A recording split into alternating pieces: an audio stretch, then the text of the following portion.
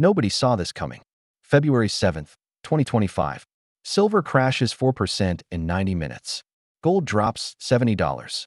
Markets cheer a jobs report showing 130,000 new positions. Then the revision data leaks. Over 862,000 jobs that never existed. Overstated. Fabricated. Quietly erased from the record when nobody was watching. And in that exact same moment, the Shanghai silver premium doubles from $3.77 to $6. $6. That's not a spread. That's a scream. A scream from the physical market telling you the paper market is lying. This isn't news. This is the same pattern that has destroyed every reserve currency in recorded history. Same sequence. Same outcome. Mathematical certainty. And if you think I'm exaggerating, good. That reaction is exactly what they designed. They profit when you dismiss without investigating. They win when your skepticism only flows in one direction, toward people like me, never toward the institutions revising employment data by 1 million jobs after the headlines fade. I don't need you to trust me. I need you to verify what I'm about to show you. Check the Bureau of Labor Statistics Benchmark Revision Report. Pull the COMEX registered inventory data yourself. Look at the Shanghai Futures Exchange settlement prices. The ones who actually do that homework realize this isn't theory. It's documentation. And when you can cite case numbers, revision amounts, and delivery statistics from federal databases, you stop calling it conspiracy and start calling it pattern recognition. Current prices as I record this. Silver spot in New York, $84. Futures, $83. Shanghai spot, $90. Shanghai futures, $93. That $6 gap is the largest premium for physical silver in China in modern recorded history. Last video I made 3 days ago, that premium was $3.77. It doubled, not over months, over 72 hours. Now let me walk you through what actually happened because the sequence matters. Jobs report drops. Headline number beats expectations. 130,000 jobs added in January. Markets react instantly. Stocks rally. Dollar strengthens. And gold and silver get absolutely demolished. Standard suppression playbook. Commodities drop on strong dollar narrative. Everyone celebrates economic strength. Except buried in that exact same report, page 73 of the Establishment Survey revision, total job growth for the entire year of 2025 was revised down to 181,000. Not per month. For the entire year. That's 15,000 jobs per month average.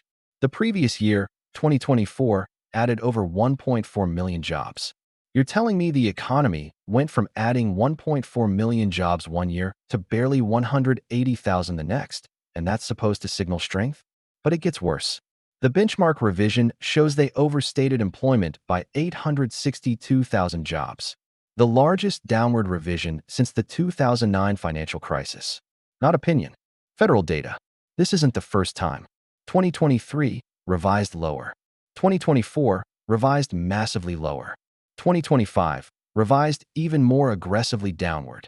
3 consecutive years where they overstate job creation by hundreds of thousands, then quietly walk it back months later when the media cycle has moved on and nobody's paying attention anymore. At one point, cumulative overstatement exceeded 1 million jobs compared to actual payroll tax records. 1 million jobs that didn't exist. But the headline moved markets. The revision never does.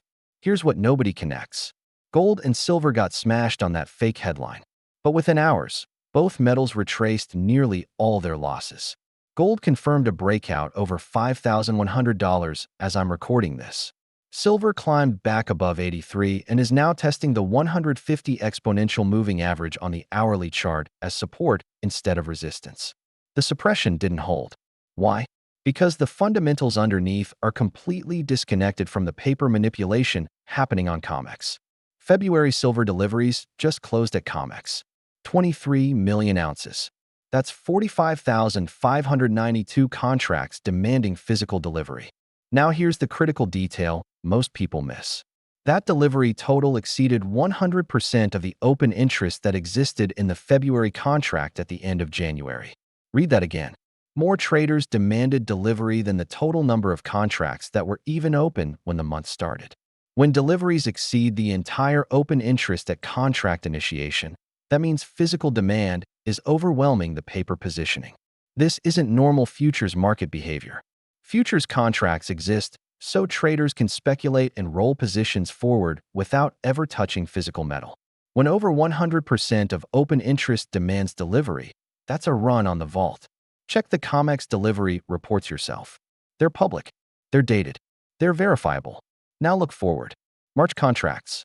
Current open interest, 68,366 contracts. That represents 342 million ounces of paper claims against physical silver. February 27th is first notice day for March delivery. That's 2 weeks away. On that date, every trader holding a long position in March silver futures must declare whether they want physical delivery or cash settlement. If delivery demand stays anywhere near the rates we just saw in February, COMEX is about to face the largest physical delivery test in modern history. 342 million ounces of claims against registered inventory that I'll get to in a moment. But first, the timing signal everyone missed. Shanghai Metals Exchange closes Sunday, February 15th through Monday, February 23rd for Chinese New Year. 8 full trading days where the Eastern physical market, the market currently paying a $6 premium, goes completely dark. Historically, this is when you see the most aggressive manipulation in Western paper markets. The bullion banks know the Shanghai bid disappears temporarily. There's no Eastern buyer absorbing the paper selling pressure. They use that window to smash prices lower without physical buyers stepping in to close the arbitrage. But here's what's different this time. China's silver market is already in record backwardation before the holiday even starts. Backwardation means the front-month contract is trading at a higher price than contracts further out. In a normal commodities market, later contracts trade at a premium to cover storage and carrying costs. That's called contango. When you see sustained backwardation, especially record backwardation, that signals one thing. Physical shortage. Buyers are willing to pay more for immediate delivery than for silver 6 months from now because they can't get the metal. They need it now, not later. Now, short sellers in Shanghai are paying deferral fees just to avoid taking delivery. They're paying money to delay the obligation because they know if they're forced to deliver, they can't source the physical metal. That's not speculation. That's not market noise. That's inventory crisis. And it's happening in the world's largest silver consumption market, while Western paper exchanges pretend everything is fine. The backwardation in China is being driven by 2 forces: investment bar demand and industrial solar manufacturing. Both are draining physical stockpiles faster than refiners can replenish them. Add to that the broader hemispheric realignment of silver concentrate flows. Geopolitical restructuring is redirecting supply toward U.S. refining channels and away from Asian processors, which amplifies the physical stress in Eastern markets while COMEX and LBMA continue printing paper contracts as if supply constraints don't exist. Now connect this to the employment data because these dots don't get connected in the mainstream. 9 large U.S. corporations filed bankruptcy last week. Not small businesses, large corporations. The 3-week rolling average is now over 6 bankruptcies per week. That's the highest rate since 2020. Consumer debt defaults are at the highest level since 2017. The total delinquency rate on all outstanding U.S. household debt hit 4.8% in Q4 of 2025. That's an 8-year high. Let me put this together for you. Employment numbers overstated by over 1 million jobs. Corporate bankruptcies at levels we haven't seen since the pandemic. Consumer debt defaults at 8-year highs. And yet the entire commodities complex is breaking out. Silver up over 150% in the past year. Gold up 76%. The dollar down 10% against a basket of currencies. That is not economic recovery. That is currency debasement meeting supply constraints while the real economy collapses underneath nominal price increases. When bankruptcies surge and defaults spike, but commodity prices explode higher, you're not watching strength. You're watching the destruction of purchasing power. You're watching the endgame of a debt-based fiat system that has run out of road. Same pattern, same sequence, same outcome. Look at the equity markets today. S&P 500 down 0.3%. NASDAQ down 0.35%. Russell 2000, the small cap index, down 1.25%. These moves came after an initial rally on the jobs headline. Markets whipsawed violently intraday. Crypto erased nearly $90 billion in market cap in a matter of hours. Bitcoin fell below 96,000. Ethereum touched 1,900. Markets do not whipsaw like this when the underlying data supports the narrative. This is positioning chaos. This is algorithmic trading trying to front-run a deteriorating fundamental backdrop that the headlines aren't capturing. And here's the tell that confirms it. 10-year Treasury yields barely moved. December 2025 for 0.175%. January 2026 for 0.173%. February so far for 0.177%. Flat. Dead flat. If the economy were truly strong, if employment data actually supported the headline story, bond yields would be rising. The bond market would be pricing in sustained growth and potential Fed tightening. But yields are stuck. They're not buying the strong economy narrative because bond traders read the revisions. They price in what actually happened, not what the headlines said. They're pricing economic weakness that will eventually force the Federal Reserve into accommodation again. More easing, more liquidity, more currency debasement. Not might happen, will happen. Here's the technical signal most traders completely missed. Silver dropped to $82 during the smash and briefly broke below the 150 exponential moving average on the hourly chart. If you followed this market for any length of time, you know that 150 EMA has acted as rock-solid support for weeks. When price broke below it earlier in this rally, we saw a violent collapse from around $90 all the way down to the overnight low of $63.90. But today, after several days of choppy consolidation, price reclaimed that level. Silver is now back above the 150 EMA on the hourly time frame. That is a structural shift. What was overhead resistance is now underneath as potential support. Does this mean silver is guaranteed to go to the moon? No. Does it mean price rockets higher from here in a straight line? Absolutely not. Support needs confirmation. Price has to hold above it on retests. Volume needs to validate the move. Momentum needs to build behind it. But this is another piece of confluence. The technicals are starting to align with the fundamentals. We're seeing a $6 Shanghai premium. We're seeing record backwardation in the Chinese futures market. We're seeing delivery pressure building into the March 1st notice day.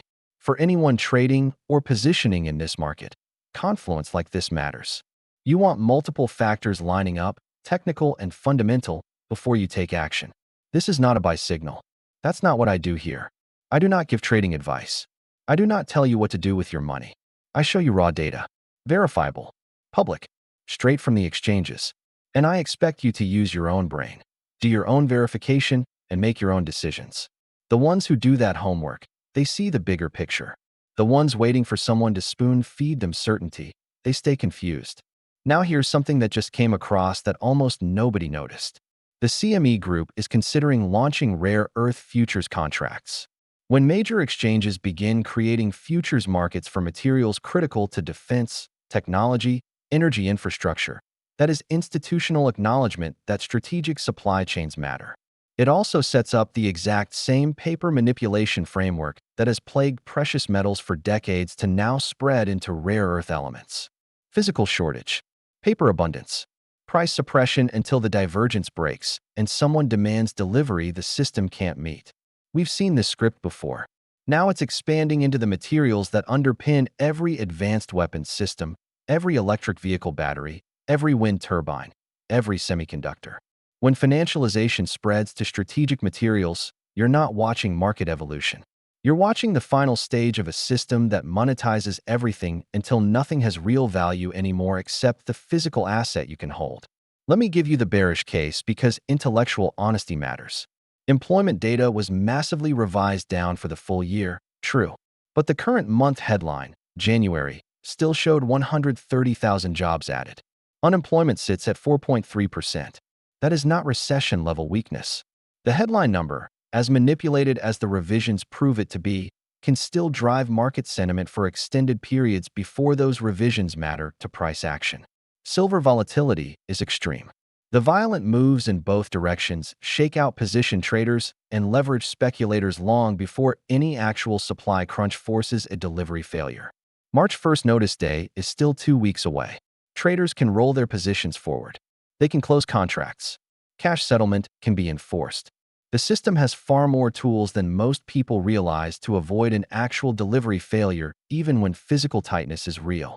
Shanghai closes for Chinese New Year, creating that exact manipulation window I talked about. Without Eastern physical buyers absorbing Western paper selling, the bullion banks can push prices significantly lower in the short term. That 150 EMA support I mentioned could break. The technical structure could deteriorate. Price could retest lower levels before any delivery pressure materializes into an actual event. Corporate bankruptcies are elevated, 6 per week on average, but we're not at 2008 crisis levels yet. Consumer defaults at 4.8% are an 8-year high, but not catastrophic. The economy could muddle through stagflation for an extended period without triggering a crisis that forces an immediate monetary policy response. All of that is possible. This is education, not prediction. But here's the counter to every bearish argument. Every single delay scenario assumes that paper contracts maintain price discovery control. That assumption is fracturing in real time. A $6 Shanghai premium is not minor arbitrage. That is not a temporary dislocation that closes overnight. Eastern physical markets are paying massive premiums for delivery, while Western exchanges manipulate paper prices lower. When physical and paper diverge to that degree, paper pricing loses credibility. It doesn't matter what the COMEX screen says silver is worth if you can't get physical metal at that price. February deliveries already exceeded 100% of open interest. March open interest sits at 342 million ounces. First notice day is February 27th. If delivery intentions follow anywhere near the pattern we just saw in February, COMEX will face the largest physical delivery test in its modern history. The system can suppress paper prices. It cannot print physical metal when buyers demand delivery instead of accepting cash settlement. You can't unsee it once you see the pattern. Here's what matters now. Track these dates. Track these data points. February 27th, first notice day for March COMEX silver contracts. 342 million ounces of open interest against limited registered inventory available for delivery. Shanghai premium at $6, signaling a physical market completely disconnected from paper pricing. Chinese New Year market closure February 15th through February 23rd, creating a manipulation window where Eastern buyers are offline. Employment data systematically overstated and revised down by over 1 million jobs across 3 consecutive years. Corporate bankruptcies at pandemic highs. Consumer defaults at 8-year highs. And in the middle of all that economic deterioration, commodities are breaking out. The technical structure in silver has shifted with the 150 EMA transitioning from resistance to potential support. The fundamental structure is coiled with delivery pressure building exponentially. And the geopolitical structure is screaming at you that the East is accumulating physical metal at a premium while the West manipulates paper contracts lower. Same pattern, same sequence, same outcome. Watch what happens during the Chinese New Year closure. Watch delivery intentions leading up to February 27th. Watch whether that 150 EMA support holds or breaks on retests. Watch the Shanghai premium when Chinese markets reopen after the holiday. And most importantly, verify everything. Go read the BLS benchmark revision reports yourself. Check the COMEX delivery statistics. They're updated daily. They're public. Go look at the Shanghai backwardation data on the Futures Exchange website. Verify the bankruptcy filings through federal court databases. Check consumer debt delinquency statistics from the Federal Reserve. Don't trust the jobs headline. Don't trust my analysis. Trust primary source data that you verify independently. The ones who do that work, they see what's building. They understand why delivery ratios exceeding 100% matter. They know what a persistent $6 premium means when it refuses to close.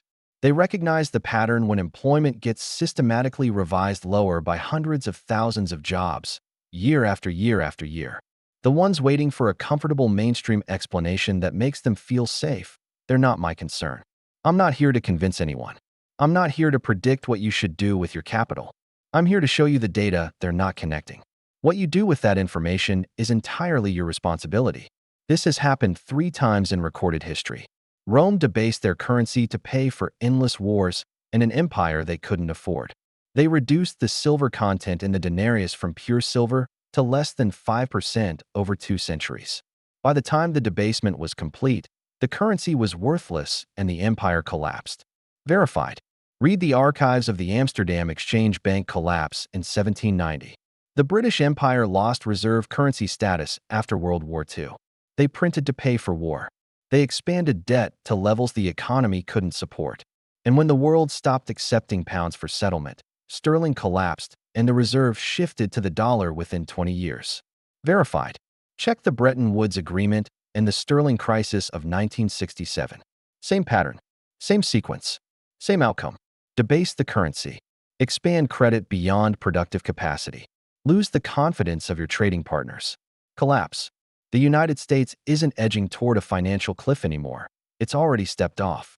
Total federal debt has surged past $36 trillion, with debt to GDP above 120%, and over $1 trillion a year now goes only to interest payments, not infrastructure, education, or defense. Households and corporations are buried in debt as well, and the entire system depends on ever-expanding credit just to stay afloat. When growth slows or global demand for dollars weakens, the pressure builds fast. History shows what happens when reserve currencies lose trust. Purchasing power falls, borrowing costs spike, and everyday life gets more expensive. For ordinary people, that means tighter liquidity, higher prices at the store, shrinking savings, and investments that no longer feel secure. A paycheck may look the same, but it buys less each month. Meanwhile, real-world necessities, food, energy, housing, tend to rise the fastest. That's why many investors quietly shift toward tangible assets that historically hold value during uncertainty, such as precious metals, land, and critical infrastructure. This isn't about panic or predictions. It's about recognizing patterns and preparing wisely. Stay informed, verify the data yourself, and make thoughtful decisions. Knowledge and planning, not fear, are the real advantages when markets change.